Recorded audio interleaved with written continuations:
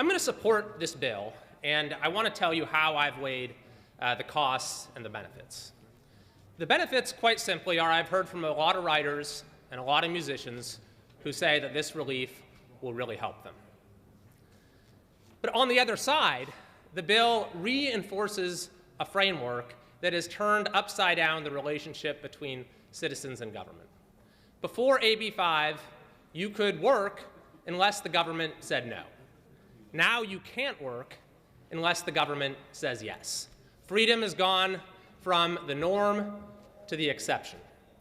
And in thinking about how to weigh that harm, I found informative a statement a couple days ago from the CEO of the California Black Chamber of Commerce. And I'd like permission to read a portion of that statement, Madam Speaker. Without objection. This is from Edwin Lombard, President and Chief Executive Officer of the California Black Chamber of Commerce.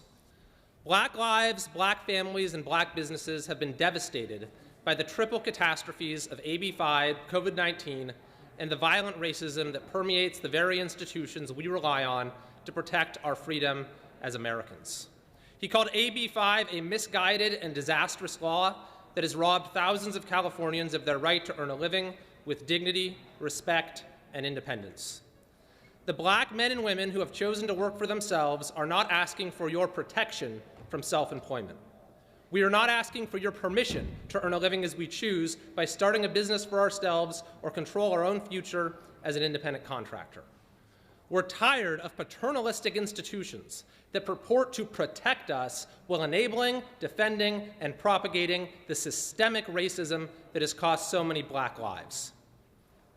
AB 5 has already crushed thousands of black businesses and will keep more from operating in the gig economy. Nearly 1 million Californians would lose jobs, opportunities, and independence if the future of AB 5 were up to you. We're not asking for your help or misguided protection. Just open the door and let us help ourselves. I see California's political leadership, including the governor and members of this assembly, speak in high tones about issues of social justice. And I think it's genuine.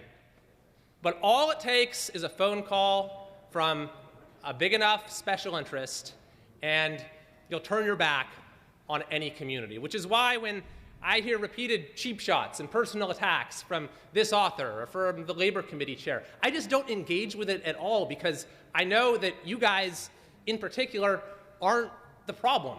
The problem is we have a legislature that isn't run by legislators. But we all have the capacity to change that. We all have the ability to start governing in the public interest. On this bill, right now, we could decide consciously not just to award freedom in small doses, but to start treating all Californians with the dignity and respect they deserve.